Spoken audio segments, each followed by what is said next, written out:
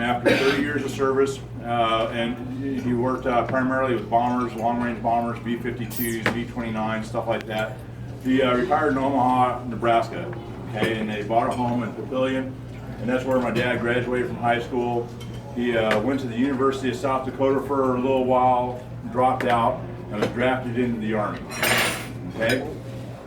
So while he was in basic training at Fort Leonard Wood, Missouri, he got drafted into Special Forces. They came along and said, hey, we can make you one of the baddest people on the planet. We're going to train you all these different things, and we're going to send you to all these places where nobody should ever go to do things to people that nobody wants to know about. All right? And so that's what he did. He went into Special Forces. He spent most of his career there. He did spend 4 years as a drill sergeant, 2 years as a drill and 2 years as a senior drill. Basically, the senior drill is the guys managing the other drill sergeants. And so I grew up in a household that was very, very interesting.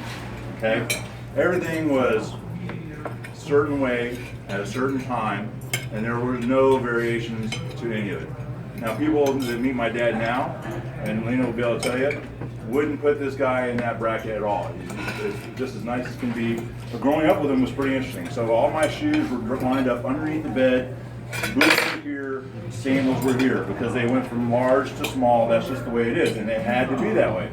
Your bed, when you got up in the morning, you had to make it with hospital corners.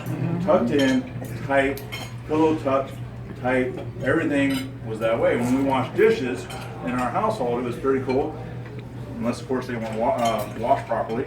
And then every single dish in the entire house came out of every nook and cranny into that kitchen area for us to clean, so we'd have to do them all again. And these are things you never saw except for Christmas and Thanksgiving.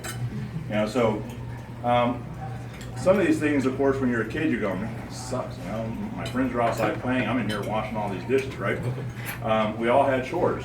I had to do all the outside chores, but I also had to do half the indoor chores because there was no such thing with my mom, who was our primary parent a lot of times, and my dad being gone a lot.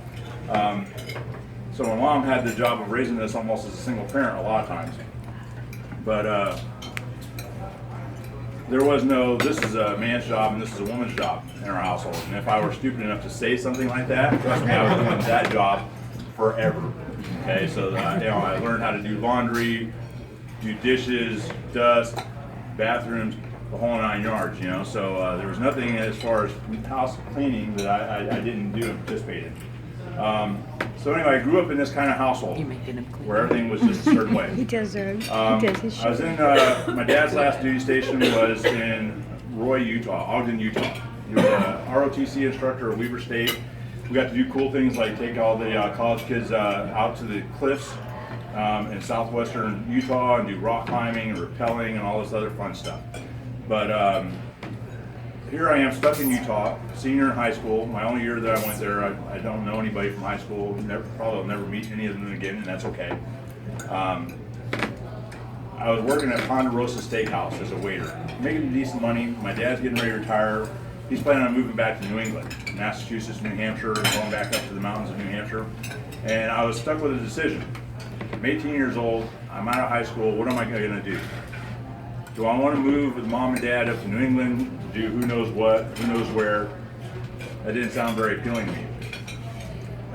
Staying in Utah by myself, that didn't sound that great either. So I was kind of in a quandary. What am I going to do? As a kid in school, I got very bored. I didn't do, my grades didn't do that great, so I didn't have a college scholarship or anything like that. I really had no plans. So I got this little deal in the mail, said be all you can be. And I said, man, I really respect my dad and love him, so I'm gonna go be all I can be.